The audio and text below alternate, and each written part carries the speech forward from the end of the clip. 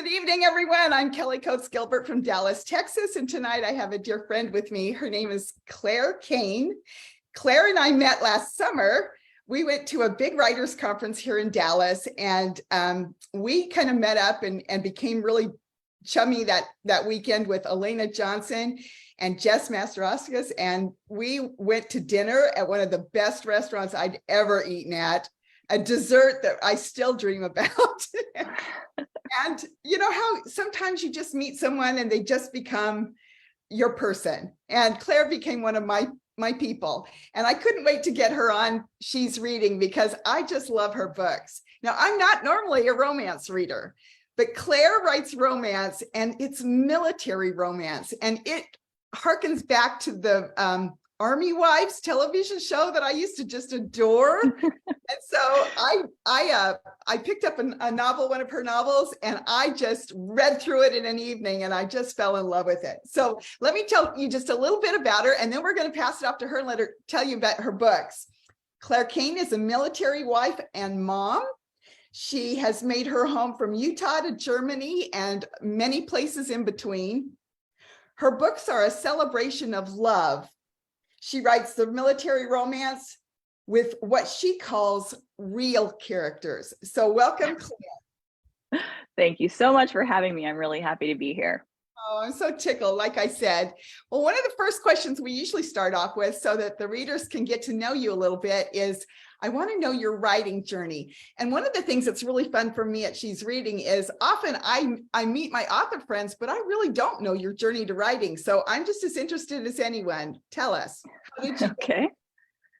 Well, I started out, well, if we want to go way back, I started writing boy band fan fiction when I was like 13. So those pages actually are on my shelf right now. I wrote in second person, strangely enough. So I suppose I started romance writing as a 13-year-old, but fast forward, I got my master's degree in literary criticism, and I taught reluctant freshmen and sophomores how to write essays and read literature for 10 years. And I always wanted to write a book. And because of the circles that I was in with work, I really thought it needed to be literary fiction. Oh. And so I never really got to a place where I even considered genre fiction, even though I read it on and off. But in 2016, I had just read a series of really sad books, and a friend was like, listen, read some romance. Let me give you this book. I don't even remember what it was, but I read it, I gobbled it up, and I just read, I don't know, I probably read 100 in like 5 months. I don't know who raised my children during those months. No, I do. But I loved it. And I started thinking, I wish there were stories about women like me who fell in love with men like my husband, who is a soldier in the Army, but he is not a special operations, super fancy, foil the plot to assassinate the president type of soldier. And that's a lot of what you see. It's the Navy SEALs and the Delta Force and all these hardcore dudes. It's not average Joes, as I lovingly refer to them. And so there is more of that now, happily, but there really in 2016 was not. And so I thought, well, what if I just take a stab at it? And I started writing, and I really thought I would write this one book and just see how it goes. But I started writing, and then I had another idea, and I started learning about, and I was reading series. And so then as I was writing, I thought, oh, yeah, this guy would be a good book 2 hero. So I better kind of let us see him. And it just took off from there. I loved it. And we were overseas at the time in Germany, and we were about to make an international move. And so I wasn't working in that period, so it was a good time to be writing. So it kind of grew from there. Wow, well, we're glad it did. So tell us about your real life romance with your husband. How did you meet? My husband and I met at church when we were in youth group as little babies. And he took me on my first date about 2 weeks before I turned 16. He had to get permission because that was like super young. And now as a mother of a 10-year-old, I'm like, that is really young and not happening for our child. um, but we went out, didn't talk to each other, like talked to each other less than we had for the duration of our friendship prior to this, and broke up 2 weeks later. And then fast forward 7 years, we're very good friends and we finally got married. So it was its own version of a second chance, but we were really good friends for all those years. So this May it'll be our 23rd friend anniversary, and then this summer will be 16 years of marriage. So congratulations. Yeah. That's a cozy, wonderful story. It is. I almost see you when I read your books, Claire. I because I know you, I see you, and it's your voice that are in those stories, and it's just so fun. The one that I read, again, it was this one. It was a school teacher. So when you say you've got a teaching background, I saw it, and how she meets the father of a student, and it was just so cute. And the way that you crafted it, let me just tell the readers just a little bit, because I agree with some of the reviews. I went and looked at some of your reviews, and these were things that were commonly said. She writes about situations that are relevant. This is one of my favorites. She managed to remain sweet and clean while exuding sexual tension. I'll take that. Oh my gosh. I was like, oh my gosh, he's so hot. I've been married 42 years, and it's rare to make me think that about a book character. So yay, Claire. I'll take it. Go out and grab some of Claire's books. They say that you are a great read with much laughter, which is another one of my very favorites, and that your books are absolutely delightful. And I would agree. I would absolutely agree. So thank you. It was really fun to be able to bring you on here and introduce you to the She's Reading members, because they love books that I like usually. And I just love your books. And so it's really fun to get to introduce you to these readers. So let's talk a little bit about your books. What do you think are the main core themes of your books, and why those books? Now, you kind of answered that. So, but if there's anything that you want to add, why those books? Sure. And tell us a little bit about the series that you've written and where they're set and that kind of thing. Introduce me to your catalog of books. Yeah. So right now I have 4 series. 2 are military and 2 are small town, although they're all connected. So the first series is of just a sort of group of guys in a battalion at a military base, Fort Campbell, Kentucky. That was our first military base, so kind of basing it off of some of my experiences. The second military one is the Soldiers Overseas Romances, and those are set at a fictional military base in Germany, which is very much like the base we lived at in Germany. And each one of them, and that book that you have there is the first of that series. Each one of them features travel to one of my favorite places in Europe. So they go to Paris in the first one. They go to the Alps to a luxury resort in Austria in the second one, and so on. So that was really just me wanting to live in my brain in Europe. So that was self-serving. And then the small town are written in a fictional town in Utah in the mountains, and it's a fictional ski resort, actually sort of based on Sun Valley. So it's really fun that you have your Sun Valley series. Yeah. Absolutely some of the inspiration for my little town, Silverton. So and I think one of the overriding things that I have is that love matters, not just that sounds kind of inconsequential, but I mean that in terms of how we love ourselves, how we love our partner or prospective partner, and then how we love our friends and accept love. And I would say also sort of that unconditional love has particular value, because a lot of times my characters come from situations where they have not experienced it. They've experienced very conditional love, because I think that's something a lot of people experience.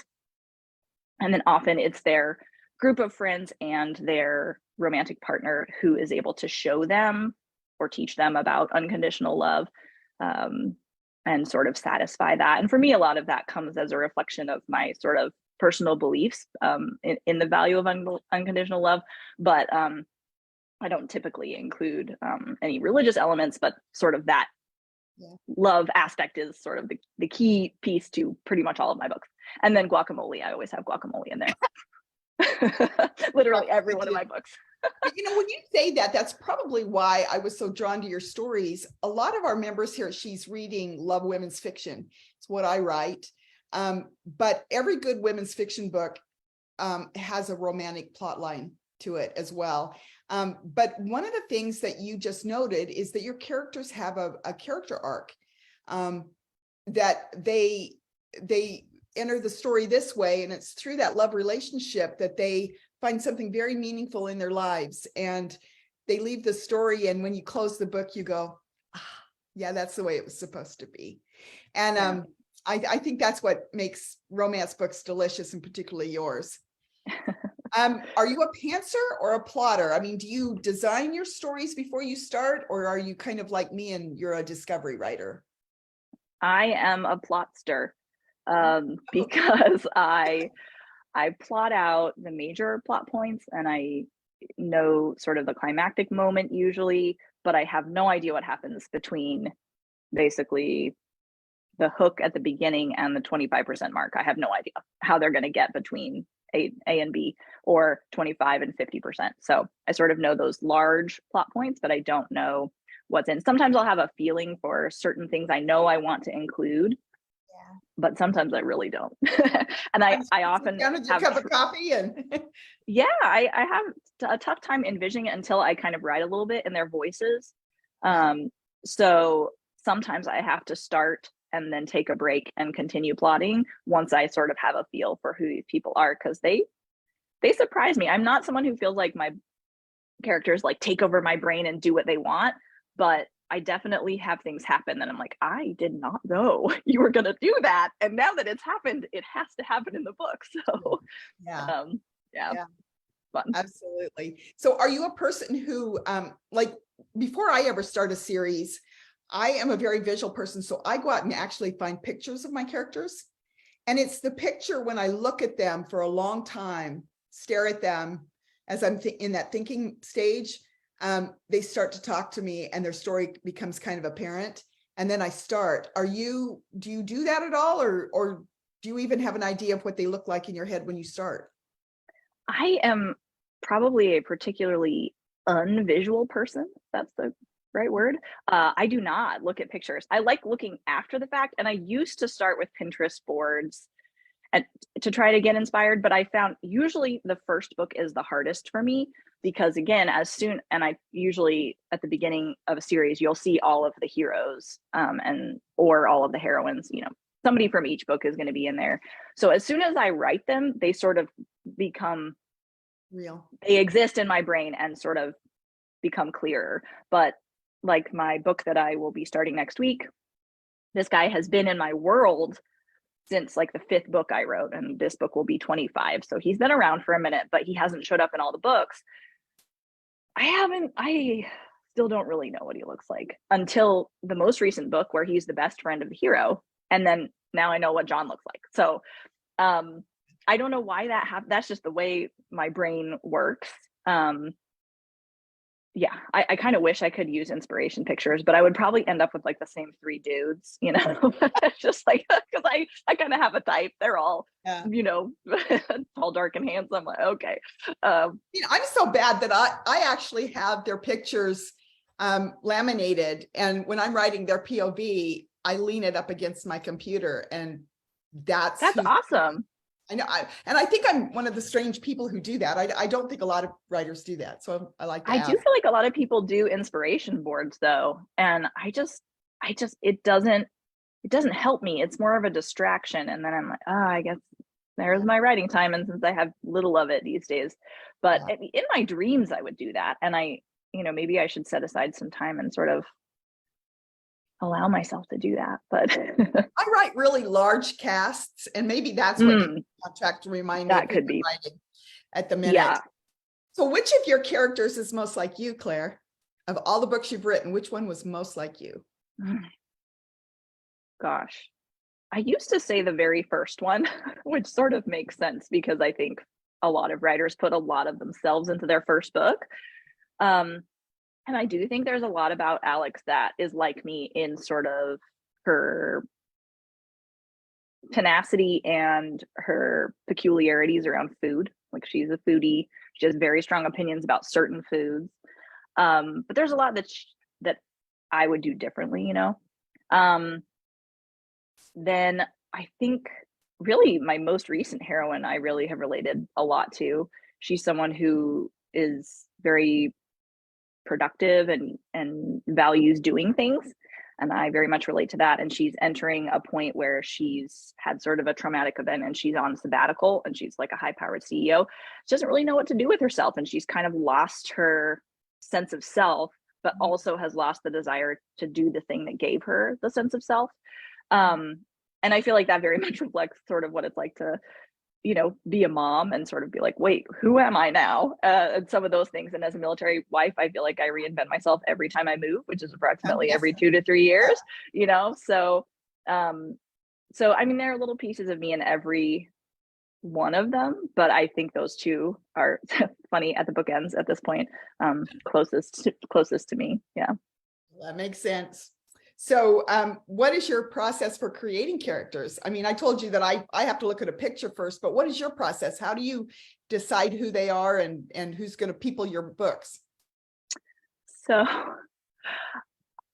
I don't know. I was thinking about this question because I think a lot of it comes from wherever I've planted them before in the because all of my things connect, and they don't necessarily interact with each other, but people are related and this and that. Or I plant there's lots of Easter eggs between series and things. And I think whenever the germ of the idea for the couple comes about, that's when it starts kind of spinning, because I like to be clever and sort of plant little things all around. Yeah. But I think one of your questions is about quirks, and this is the answer to that, and it ties into this. Let's go ahead and ask it. What's your writing quirk? Okay, so I have realized I lost my voice and like was coughing a lot. I had a little respiratory issue in the fall, and I couldn't sing, and I could not brainstorm anything. And I realized the reason that was true is because one of the ways that I brainstorm is I have to be alone in my car, can't do it at home, totally different. And I talk to myself, and there are certain songs that give me the feeling of whatever book I'm writing, or hero or heroine. And if I cannot sing along to those songs, I can't access it. It's weird. But once I got my voice back, I was like, yes! It was the best moment. And then I realized, oh, that's the connection. Like, I just haven't had a period like that where I couldn't. Yeah.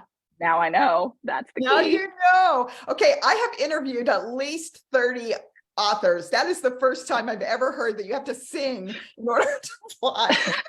It's odd. I don't think anyone I get a lot of my titles from book lyrics. Yeah, there's just something about it. Yeah. That it's creative. Just hits me. Yeah. And I think it's, you know, I have high communications and the strengths. And so I think talking out loud helps my brain. I also like to type, but if it's a different process, I don't feel hemmed in by my, you know, achy wrists or any of that. There's nothing holding me back unless I can't talk. And then pairing with that, you know, I'll Do you play music while you write, or are you in silence? I'm a silent writer. Yeah, I'm a silent writer. But I grew up doing like choir and musical theater. So I think that's sort of a soul level creativity thing, you know, where that's where I feel sort of at home and free and creative or whatever. Fires where I look at pictures and the story starts popping. There you go. Do it through sound and through the music. That's very interesting. That's really fun to learn. Okay, what's my next question? Okay, which of your characters do your readers most love to hate? Oh, that's an easy one. In my first small town series, it's a series of 4 siblings, the Morrison siblings. They are owners of this very small little ski lodge in this town that then becomes a resort over the course of the series. And Leonie is the girl, and she's the youngest, 3 boys and a girl, and she's a lot. Um, she's kind of one of those, she's a girl who is too much, and sometimes she's actually too much. And sometimes she's kind of, especially at the beginning, she's kind of abrasive. She's young. She kind of thinks she knows it all. And I actually had my VA read the first book of that series for something else, and she was like, I forgot how much I hated Leo. And it's honestly, I really genuinely think her book is one of the best books I've ever written. It's one of my favorites still. I love to write nemesis. Those characters are so fun. Yes. And it was one of those things where if you ever encounter the reviews, there are a lot of reviews that say, I didn't think I was going to like this, but because I really didn't do a great job selling that book ahead of time because and it was a genuinely challenging book. It was, at that point, the hardest book I had ever written. So well, I've got to go grab some of those now. Which series is that again? That is, I think I grabbed this one because of this question. So this is the Silver Ridge Resort series, and it's Fire and Ice at Silver Ridge. I don't know if you can even see that because the blur thing I have, but anyway, Fire and Ice because it's enemies to lovers. Okay. And the hero is a German-American man who's very grumpy, but Leo is also kind of grumpy. So it's not a grumpy sunshine, it's a grumpy. All right. So members, if you're watching and you want to learn about Leo with me, we'll have to go grab that book. We did the interesting writing quirk. Here's another one. Let's move to a little bit more to your writing. Which is your favorite to write, your first chapter or your last chapter? Definitely my first chapter, because that's sort of, for me, that's the most exciting discovery. And I usually have a pretty strong sense of where the story should start and feel very excited to get there. Although in this last book, I had two beginnings. So I wrote 5,000 words and I was like, oh, that's going to just be a bonus. And now I'm going to start here. And then I waffled back and forth and realized, no, the first instinct was right. I should start where I started. But that was the first time that's happened. But I love the beginning of a new book. And then I would happily. Oh, I'm sorry. Go ahead. I was going to say I would happily fast forward to the end because the middle. The middle's hard. So do you like work with critique partners or beta readers or that kind of thing? I do, yes. I work with an editor who, depending on the book, will sometimes do an alpha read is what we call it. So she'll just read and just give me feedback. But usually she'll do a first round or 2 rounds of edits, and then I send it off to a couple beta readers that have been with me for a long time. A couple of them are authors and a couple of them are just sort of exactly in my target audience, and all of them are kind enough to have read everything I've written. So they sort of know all the characters and all the worlds and stuff, which is super helpful. That's valuable. And just like, you're awesome and I love you forever. And then I do a final proof and then I send it to a proofreader. And then I have sort of an alpha arc reader who is my typo hunter, because even after all of those people have been through it, there will still be some weird stuff in there. And so Susan is my awesome alpha arc reader. This might be a good time just to mention, readers, if you are reading a book and you do see an error or typing, yes, you never offend an author by sending a private message. We don't really appreciate you announcing it on a review necessarily, because that sometimes hurts us. But if you will go to our websites and you just send a quick email through the contact page and say, hey, I just noticed this error on page such and such. Oh, we are so forever grateful, because we can fix it and put absolutely it put back up. So we appreciate that. And as many times as you look at a manuscript, I'm always amazed at how many errors can slip through. And some pretty amazing ones. I mean, my worst, now this is really telling, but my worst was an L got left out of certified public accountant. Oh yeah. Oops. It's not a kind of accounting we're writing in women's fiction. So no. That one got fixed real quick. So tell me, Claire, what do you do for fun other than you love to go out to eat? Because I know that about you. That's true, but I kind of only do that in my conference life because I have 3 children. So Yeah, I read. I like to read. I like to lift weights, and Hey, I love TV and movies. I'm just not one of those people that's like, I don't have a TV. No, I love TV. yeah. So that's me. What's your And what's your favorite series this last year? I just finished The Good Place, which I don't actually know if that's the last year, but um it was very funny and smart and sort of challenging in some ways, and the end destroyed me, but in a good way. Yeah. And then I watched the Gilmore Girls probably 4 times. yes, All- I mean we definitely repeat, and my absolute favorite is Parks and Rec, because Oh. I just love all of those characters. Mhm.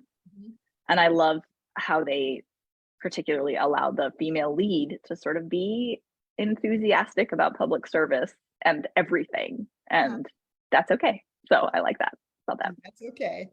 Well, we're probably, yes, we are getting time, but before we, there's 2 things that we're going to finish up with. We're going to do some rapid fire questions where I'm just going Okay. to shoot some questions and you're going to say this or this as the answer. And then Okay. when we get done with that, I want you to tell all of our members and readers how to connect with you and tell them your website, all the places where they might be able to come and hang with you, and then talk a little bit about a giveaway I hear you're going to do tonight. So Yeah. rapid fire questions, girlfriend. Chocolate or vanilla? Vanilla Pie or cake? pie. Pie. Beer or wine? Wine. Stilettos or flip-flops? Neither. Dawn or sunset? Crocs. Oh, Crocs. Crocs or sneaks. Those are my answers there. Dawn or sunset? Dawn. Okay. Swimming or walking? Walking. Beach or mountains? Mountains. Cook or takeout? Ooh. Of course the food one gets me. Probably cook. Only because I live in a world without close food right now, but we're way out in the boonies, so I don't remember what real takeout is like. Campground or resort? Oh, resort, please. Yes. And flowers or massage? Massage. Okay, massage. So now we know everything there is to know about Claire Cain, the writer of military romance. So tell our readers how to connect with you, your website. Yes, my website is clairecainwriter.com. I had to think about that for a minute, which is concerning. And I'm at Claire Cain Writer pretty much everywhere, including I recently joined TikTok, which is interesting. Ooh, Yeah, it's very exciting. I love TikTok. And then I didn't think I would, but I love TikTok. same. Yeah, same. There's so many beautiful people cooking things on there. I could just and little kittens, like little fuzzy kittens. So I also have a Facebook group.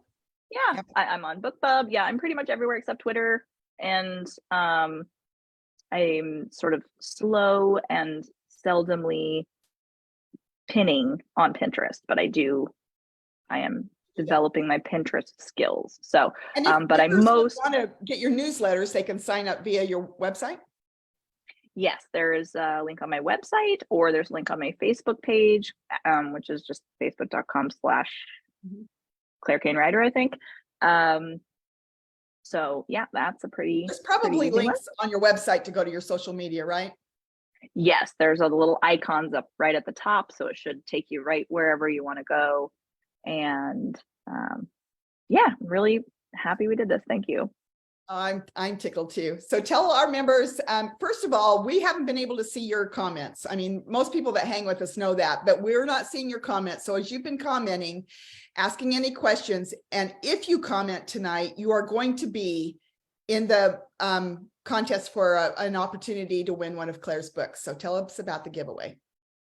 Okay, so I would love to give away a couple ebook copies of, I'll show you the book somewhere. Almost Perfect. Oh man, my blur screen thing is not helping me. Sorry, guys. I just didn't think you'd want to see Almost the Perfect. changing table behind me. So Almost Perfect is the first book in my current series. And then I also was going to give away a sneak peek early copy of my new release that's out next month. If anyone would be interested in that. I don't know, maybe you're not, but that's my CEO paired with a widowed father. He's adorable. Nice. So any of those things, we'll just do a drawing and have a couple winners. So what you do is you comment, you ask Claire a question, and as soon as we get off here, like when I end this live video, both of us are going to pop over to She's Reading. We're going to read your comments. We're going to read your questions. Claire's going to answer all the things that you've asked her. And so pop your questions in there, because I'm sure I didn't ask everything. You guys come up with better questions than me all the time. So ask the questions, and then she'll go in there and then answer. If you have entered a comment at all, you're entered into the contest. And then when are you going to pull a winner? Ooh, what do you recommend? A couple Maybe days or? Sure. Yeah. And Sounds then good. And then Claire will go in and just put either she'll put a separate post and I'll approve it, or she'll go at the bottom of this particular live feed and she'll put the winner down there. So look, either place, and then she'll get that off to you. Yes. It's been fun. I cannot wait until this summer when you come back to Dallas for Inkers Con. We'll have to go back to that restaurant again. Yes, we will. Have some dessert. Okay, She's Readers, thank you for joining us, and thank you, Claire. We'll see you. Thanks for having me. Bye. Good night, everyone.